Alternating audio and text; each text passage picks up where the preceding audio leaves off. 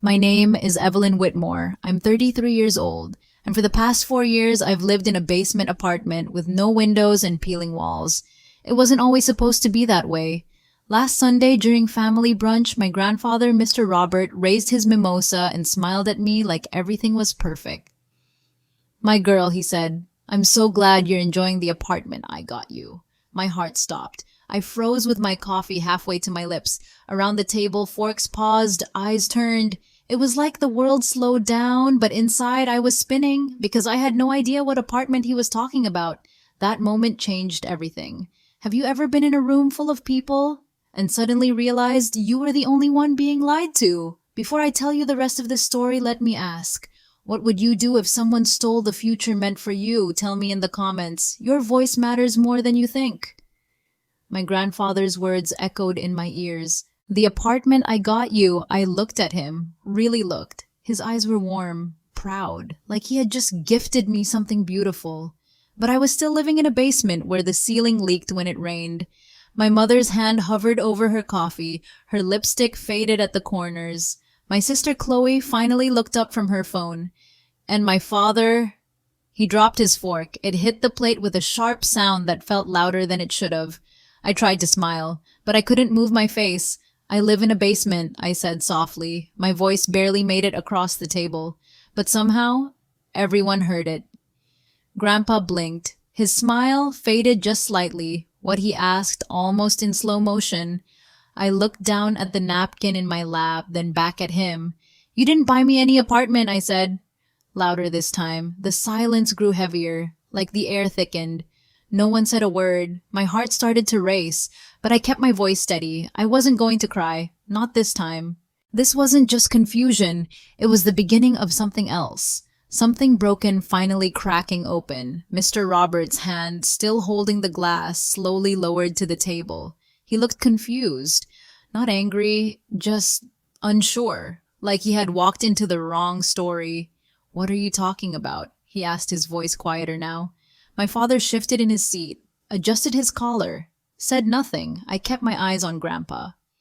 "I've been living in a windowless basement for 4 years," I said. "There's a boiler next to my bed. The walls are yellow from cigarette smoke. The room didn't breathe, not a single sound."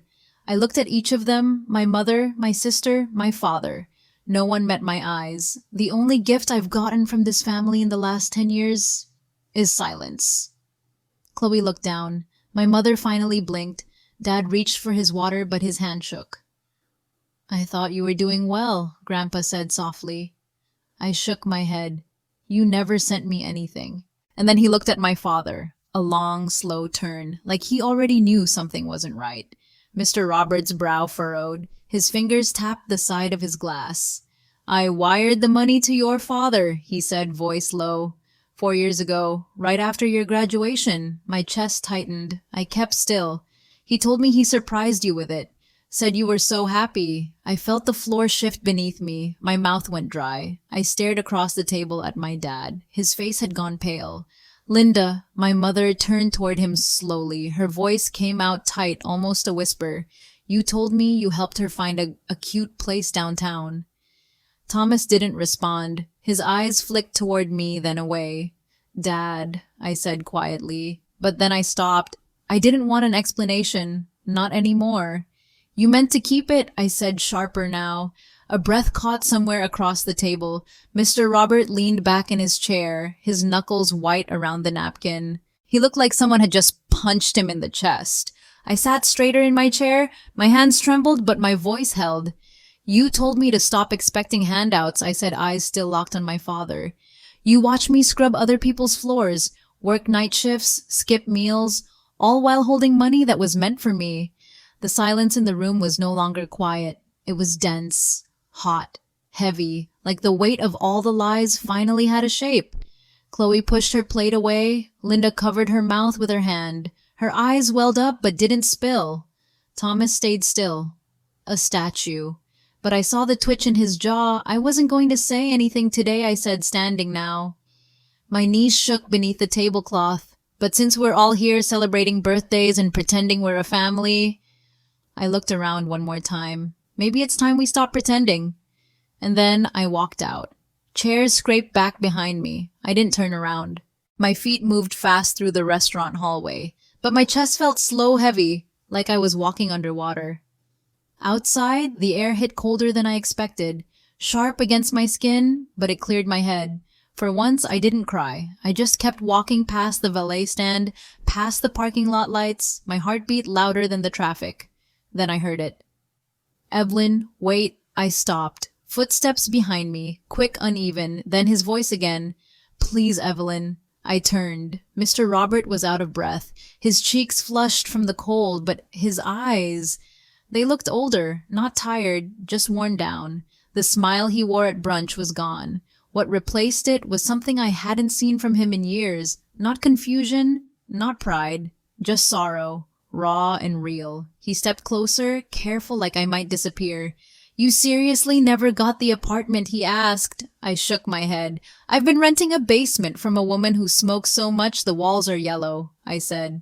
"There's a boiler next to my bed, pipes that groan every night. I pay rent in cash because she doesn't believe in banks." His shoulders slumped. "You always seemed strong," he said quietly. "Your father told me you didn't want help, said you were being independent." I exhaled slow. "I once asked him for a job lead," I said. "He told me, try flipping burgers first. Builds character." Robert's mouth opened then closed again. His eyes flicked down. He rubbed a hand over his face. "He said you were ungrateful," he whispered, "that you moved into your dream place and never even thanked him." A bitter laugh escaped me. I didn't know there was anything to thank him for. Robert didn't answer right away. The silence stretched between us, but it didn't feel empty. He finally looked up. "I trusted him," he said. I didn't reply. There was nothing to say. Then he surprised me. "I want to fix this." I crossed my arms. "How I want to see where you live." That caught me off guard. My head snapped up. Why I asked slower this time? He looked me in the eyes. "Because if it's as bad as you say, and I believe it is, then he stole from both of us."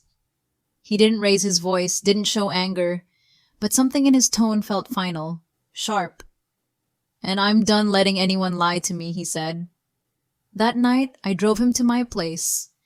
Neither of us said much. The silence in the car wasn't awkward. It was wait and waiting. The stairs to the basement creaked under our feet. I hadn't swept that day. I didn't care. The overhead bulb flickered as I unlocked the door. The smell hit first old cigarettes, damp concrete, leftover mildew. I stepped aside. "Welcome to my palace," I said quietly. Robert walked in slow. He didn't speak, just looked. The second-hand couch sagged in the corner. Books leaned against each other on a broken shelf. The ceiling tiles were stained from a leak that never fully stopped. He turned toward the bed, pushed against the laundry machine too close to the water heater. He stood there for a long moment, then sat on the edge of the mattress, hands on his knees, shoulders sunken, and let out the saddest breath I'd ever heard. "This is what you've been living in?" he asked. I nodded. "Since college ended?" His eyes glassed over. He didn't try to hide it. "He told me," Robert said slowly, "that he was saving the rest for your wedding. I thought it made sense at the time." I shook my head. "There is no rest," I said. "You gave him $70,000. His mouth tightened. "That money disappeared the second it hit his account." He looked down at the floor, quiet, still, then back at me. "Not anymore," he said, standing. His voice was firmer now, not angry, just clear. "Tomorrow," he continued, "we're going to the bank, and the lawyer. And after that, I think your father and I need to have a very long conversation." I didn't smile, but something in me shifted. A piece that had been locked up for years cracked slightly. For the first time in a long time, I felt something close to hope. The next morning, I woke up to the smell of burnt coffee and the sound of Robert's voice. He was on the phone, firm, direct. "I don't care if it's Sunday, Blake," he said. "Find the paperwork. I want every transfer traced, every cent." I stood barefoot in the hallway listening. The floor was cold. The air was still. "And draft a letter," he continued. "I no longer authorize Thomas Whitmore to act on my behalf in any financial capacity." His tone was steel, not the warm, gentle voice I'd known as a child. This was different, unshakable. He didn't pause, didn't soften, just finished the call and poured himself a cup of coffee. He looked over and saw me standing there. For a moment, he didn't say anything. Then he nodded, just once, as if to say, "We're doing this." And I nodded back, because we were. By noon, we were sitting in a quiet wood-paneled office downtown. Robert had called in a favor to get us an emergency appointment. The banker, a woman in her 50s with sharp glasses and steady hands, typed silently. Click, click. Her eyes scanned the screen, lips pressed into a thin line.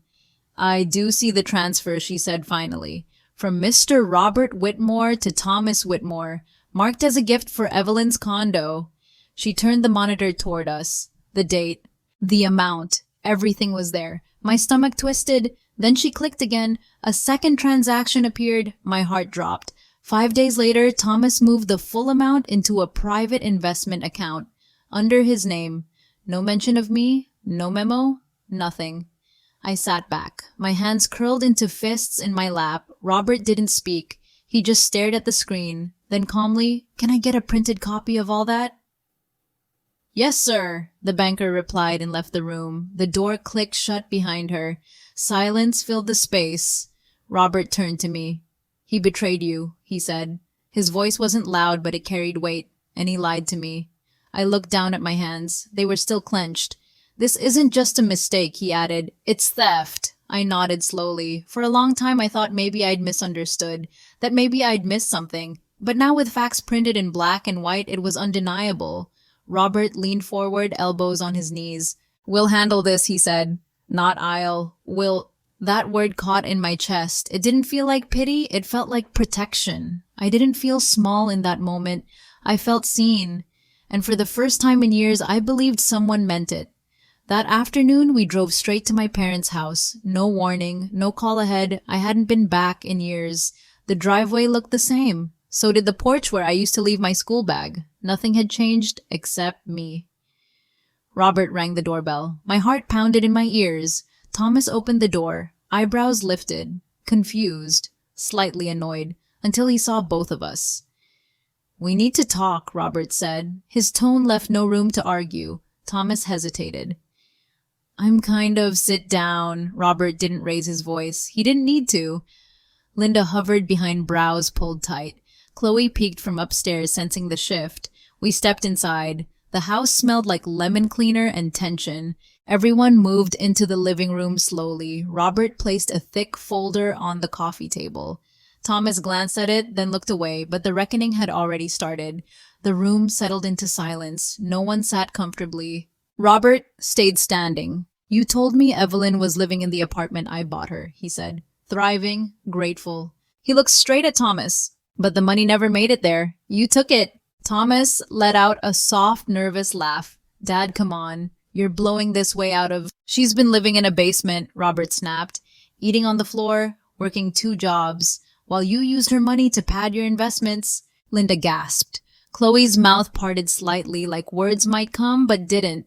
"I was holding it for her future," Thomas mumbled. "No," I said, cutting in. "Just don't lie again." My voice was sharper than I intended, but I didn't regret it. Not this time. Thomas's jaw tightened, but he didn't deny it. And that silence said more than anything else could. Robert reached into the folder and pulled out the papers. Bank statements, transfer records, dates, amounts. He slid them across the table, slow and deliberate. "I've already spoken to Blake," he said. "If we need to take this to court, we will." Thomas didn't touch the papers, didn't even look at them. "You're going to pay back every cent," Robert continued. "And you're going to explain yourself, in front of the family, at the next brunch." Linda's hand trembled in her lap. Chloe shifted uncomfortably on the staircase. "No more secrets," Robert said. "No more pretending you're the responsible father." The room held its breath. "Thomas," Linda whispered, "tell me this isn't true." He said nothing, his face tight, his eyes locked on the carpet. That silence, it was the closest thing to a confession we would ever get. Robert turned to me then. "You'll move in with me next week," he said. "I've already called the realtor. We'll find you a proper place." I stared at Thomas one last time. The man who once told me, "You'll never make it without me," couldn't even meet my eyes. He looked smaller now, not in size, but in presence. The weight he used to carry in the room was gone, stripped by truth. I didn't feel victorious. I didn't feel angry. I felt free. For the first time, I wasn't carrying the blame. I wasn't carrying the silence. We left the house without another word. No one stopped us. No one called out. The door closed behind us with a soft click, but to me it sounded like the end of a chapter I'd been stuck in for too long. The following Sunday, brunch was held at the same restaurant. Same table, same faces, but everything had changed. I wasn't seated near the end this time, not squeezed between an ice bucket and a wobbly chair. I sat beside Robert, at the head of the table. His hand rested lightly on mine. A quiet gesture, but it said everything. When Thomas walked in, he looked older, not aged by time, but by truth. His usual charm was gone. Linda stayed close to him, lips tight. Chloe wore sunglasses indoors, like she didn't want to see what was coming. Robert stood before anyone could speak. He didn't toast. He didn't smile. "I'm going to keep this short," he said. His voice cut through the quiet, clear and sharp. "I've invited you all here because I recently learned that a grave injustice was done in my name, and it's time the truth is heard. 4 years ago," Robert continued, "I sent money, my own savings, to help Evelyn start her adult life. I was told she received it, that she was thriving, grateful." He turned slightly toward me. That was a lie. The room went still. Even the server pouring water froze in place. I felt my throat tighten, but I didn't cry.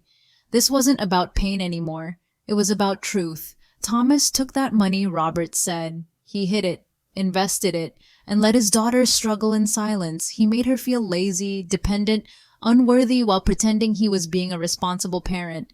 A murmur rolled through the table. Someone whispered. An aunt gasped. My cousin blinked like she was finally connecting the dots. Thomas didn't flinch, but he didn't speak either. Robert turned to face him fully. "You betrayed both of us," he said, "and that ends today." Robert reached into his jacket and pulled out a folded document. He placed it gently in front of Thomas. "From this moment forward," he said, "you will not touch another cent of my estate. Every asset, every trust, every future transaction, it's all being restructured." Thomas stared at the paper like it was something toxic. But Robert's voice didn't waver. "I want you to read this. Out loud." Nobody moved. Even the clink of silverware had stopped. Thomas's hands shook as he unfolded the letter. His lips parted. Then slowly he read, "To my family, I stole from my daughter, Evelyn Whitmore. I took funds meant for her future and lied about their purpose." His voice cracked. "I accept full responsibility and will repay the full amount within 6 months. I am deeply sorry." He folded the paper in silence, and for the first time he looked ashamed. No one clapped, no one gasped, just silence. A long, deep breath passed around the table. I looked at my father, really looked. And for once, I didn't feel small. I didn't feel like the problem. I didn't feel invisible. I felt seen. That night, back at Robert's house, we sat on the porch. The stars were out. The air was cool. He sipped his tea slowly, then turned to me. "I still can't believe you never asked for anything," he said. I shrugged. "I was done asking." He nodded quiet. "I'm sorry I didn't check sooner." I took a moment before answering. "I'm not," I said softly, "because now I know who's really in my corner." Robert smiled faintly. "Not wide, not showy, just real. You're not going back to that basement," he said. "I know," I whispered, and I meant it. The next morning, Robert handed me a small envelope. Inside was a key. "I found a place for you," he said. "Downtown. Real windows, lightwood floors." I laughed quiet. "That already sounds like a mansion. You deserve it," he replied. Maybe I did. But more than anything, I deserved to stop fighting for scraps. Later that day, we visited the new apartment. It was simple, clean. But when I stepped inside, sunlight poured across the floor like it had been waiting for me. No moldy air, no flickering bulbs, no pipe banging behind my head. Just space. Just silence. And something that felt like peace. I sat on the edge of the new bed. A real bed, not a borrowed futon, and stared out at the city skyline. For the first time in years, I didn't feel trapped. I felt steady and safe. That afternoon, I unpacked one box. Just one. Inside, it was a laptop I hadn't opened in over a year. Underneath bills and old paperwork was a folder labeled designs, sketches, layouts, notes I once made late at night back when I still believed passion could lead to something real. I used to dream of becoming a designer. Before the basement, before the silence, before my father told me it was cute but not serious. Now I opened that folder again, hands slower but steadier. I scanned the lines I once drew with fire in my chest. The spark was still there, dimmed maybe, but alive. That night, I built a simple portfolio site, uploaded what I had, no more waiting. The next morning, I applied to 3 design studios and 2 freelance platforms. I didn't know what would come of it. But for once, I wasn't scared to try. Weeks passed, then a month. I kept checking my email, half expecting silence, but one afternoon my phone rang. A local architecture firm had seen my submission. They were launching a new community housing project and needed someone who understood small spaces, someone who could design with both function and empathy. I've lived that, I told them. They asked me to come in. Nothing fancy, just a conversation. When I walked into their downtown office, I wore the same beige coat my mother once called childish. I didn't care. The receptionist smiled, offered me water. The creative director gave me a seat, asked real questions, listened. By the end of the meeting, she handed me a contract. Freelance to start, but with room to grow. It wasn't just a job, it was proof. Proof that I was never lazy, never entitled, just buried and finally unburied myself. Months later, it was my turn to host brunch. Not at a restaurant, not at someone else's house, mine.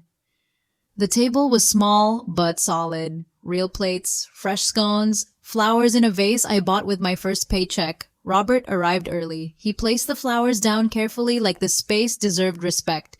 Chloe came too. She didn't say much, but she helped pour the juice. And for once, she looked me in the eye. Even my cousin, who used to roll her eyes at my art, asked about color palettes and layout tools. We laughed. We passed bread, and the room felt full in a way I hadn't known in years. Thomas wasn't there. He hadn't been back since the day of the letter. He repaid the money, but the apology stayed on paper. And honestly, that was fine with me. Some absences bring peace. His was one of them. There was no yelling, no tension, just space to breathe. Robert sat at the head of the table again, but this time he didn't need to speak for me. I had found my own voice. When brunch ended, he stayed behind to help with dishes. He dried plates while I rinsed. It felt simple, quiet, right. As we finished, he glanced around the apartment, then looked at me. This, he said, this is what I imagined. I paused, wiped my hands on a towel. Me too, I said. It wasn't about furniture or square footage. It was about dignity, about knowing I belonged in the light. I walked him to the door. He hugged me tighter than usual. No words, just warmth. And when the door closed behind him, I stood in silence, grateful that silence finally felt safe. That night, I sat by the window, a real window, one that showed sky, not concrete. The city lights blinked quietly in the distance. And for the first time, I didn't feel behind. I wasn't chasing anyone's timeline. I wasn't proving anything to people who never saw me. I was simply here. And that was enough. I opened my laptop again. Worked on a layout for the housing project. It wasn't big, but it meant something. The blueprint focused on shared spaces, natural light, places to breathe. All the things I used to go without. My ideas flowed easier now, like they'd just been waiting for the door to open. I sent the draft to the firm before midnight. Hit send without hesitation, then closed the screen. Outside the street was still, and for once, so was I. A few days later, I got an email. Short, direct, excited. They loved the layout, said it felt human, warm, intentional. They wanted me on the next phase of the project. I sat back in my chair. Let the moment land. This wasn't luck. It was mine. Earned through years of silence, of showing up, of enduring what should have broken me. Robert called that evening, asked how work was going. I told him. He didn't say I'm proud of you. He just listened, really listened. Then said, I knew you had it in you. They're lucky to have you. His words didn't make me cry, but they softened something inside me. Later, I pulled out the old sketches I hadn't touched. Ideas that felt too big back then. Now, they didn't feel so far away. For the first time, I started dreaming without apology. Summer came quietly that year. No big events, no announcements, just light through the windows and steady work. I built a rhythm, morning coffee, sketches, client calls, evening walks past buildings I used to admire from a bus window. I wasn't rich, I wasn't famous, but I was finally living. on my terms. One afternoon, I received an invitation, a community design fair downtown. The firm wanted me to present. I almost said no.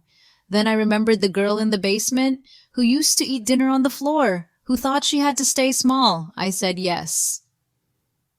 The day of the event, Robert walked in just before I spoke, wearing a soft blue shirt and a proud smile. He didn't bring flowers, just presents. And somehow that filled the entire room. I took the mic. Hand steady, voice clear. I didn't tell them everything. Not about the basement, not about the money. But I told them what mattered. I talked about space, how it can hurt or heal, how design isn't about perfection, it's about dignity. I shared a sketch from my first concept, simple, a one-room layout with real light and quiet corners. I said, sometimes the smallest spaces teach you the most. People nodded. Some smiled. One woman wiped her eyes. Afterwards, a young designer came up to me, said she lived in a garage apartment, said she'd almost quit. You made me stay, she whispered. I didn't think anyone understood. I didn't have advice, just truth. You don't need to prove your worth, I told her. You just need to stop hiding it. She hugged me like we'd known each other for years. And in that moment, I saw my old self finally reaching the surface. That night, Robert and I had dinner at a quiet little diner. No celebration, just burgers and pie. He listened while I talked about the fair, the girl, the moment I stood on stage. I saw you, he said. Not just today, from the beginning. I smiled, but it didn't quite hold. There was still one piece left unspoken. Do you ever think he meant to hurt me? I asked. Robert took a long breath. I think he wanted control more than he wanted connection. He didn't say Thomas's name. He didn't need to. I don't need him to say sorry, I said quietly. I just wanted him to see what he did. Robert nodded slowly. Some people never look. We sat in silence after that. But this time it wasn't heavy. It was the kind that wraps around you. Safe, honest, still. Fall crept in gently. Leaves curled at the edges. The light outside turned gold and quiet. Work stayed steady. So did my peace. One evening, I found an old voicemail from Thomas. Unread. Months old. His voice was flat. I hope you're doing well. No apology. Just words that filled space without meaning. I didn't reply. There was nothing left to say. Some wounds don't need closure. They just need distance. I sat on the couch, phone in hand, and looked around my apartment. It wasn't perfect. There were still cracked tiles near the sink. The couch squeaked when I moved too fast. But it was mine. And more than that, it was earned. I breathed in the quiet. Not to check for mold or mildew, just to feel it. Because silence, when it's chosen, feels like power. One Saturday morning, I walked past the mirror, stopped. I didn't look tired, didn't look like I was surviving. I looked settled. I brushed my hair back, tied it up, and grabbed my sketch pad. The sunlight poured across the table like an old friend. I didn't rush. That day, I started a new design, a space built for single mothers starting over. Small but warm, clean lines, hidden storage, a reading nook near the window. I poured myself into it, not out of pressure, but purpose. Robert called later that afternoon, said he'd booked a cabin for a weekend away. Just the two of us. No noise, no city. You deserve a break, he said. I almost said I was too busy. Then I stopped. Maybe rest was also part of the rebuild. Count me in, I told him, and meant it. One Saturday morning, I walked past the mirror, stopped. I didn't look tired, didn't look like I was surviving. I looked settled. I brushed my hair back, tied it up, and grabbed my sketch pad. The sunlight poured across the table like an old friend. I didn't rush. That day, I started a new design, a space built for single mothers starting over. Small but warm. Clean lines, hidden storage, a reading nook near the window. I poured myself into it, not out of pressure, but purpose. Robert called later that afternoon, said he'd booked a cabin for a weekend away, just the two of us. No noise, no city. You deserve a break, he said. I almost said I was too busy. Then I stopped. Maybe rest was also part of the rebuild. Count me in, I told him, and meant it. The cabin sat at the edge of a quiet lake. No Wi-Fi, no buzz, just wind through trees and water that didn't rush. Robert brought books. I brought my sketch pad. We didn't need much else. Each morning, we made coffee on the porch, watched the fog lift slowly from the water. Didn't say much, didn't need to. One night by the fire, he looked at me for a long time. You know, he said, your strength, it's quiet, but it never once disappeared. I didn't know what to say to that, so I just nodded. He added, I wish I had stepped in sooner. I looked at him. You did, I said, when it mattered most. He smiled at that, and the fire crackled between us like a punctuation mark. We sat there for hours. No ghosts, no anger, just stillness and healing. When we returned from the cabin, fall had deepened. Leaves crisp, underfoot air cooler in the mornings. Back in the city, life picked up again. But something inside me had shifted. I wasn't just surviving anymore. I was choosing what to build, who to let in, where to spend my energy. One morning, I got an email from a nonprofit. They'd seen my community housing designs, wanted to collaborate on a shelter renovation. I said yes without blinking. That night, I told Robert. He didn't say congratulations. He just smiled like he already knew. We ate dinner on my little balcony, blankets over our knees, tea in hand. I like it here, he said, looking out over the city. It feels grounded. I nodded. Because it wasn't just a space anymore, it was mine, rooted in truth, built from everything I once thought broke me. One morning, a letter arrived. No return address, just my name written in tight, familiar handwriting. It was from Thomas. I held it for a while before opening it. No rush, no fear. Inside were 3 pages. Half apology, half explanation. He said he'd paid back every cent, said he didn't know why he did it, blamed stress, blamed pressure, blamed his own father. But somewhere in the middle, there was a sentence that stood out. I didn't want her to grow without me, so I held on to what gave me power. That one line felt honest, more than anything else on the page. I folded the letter and placed it in a drawer. Didn't forgive him, didn't hate him either.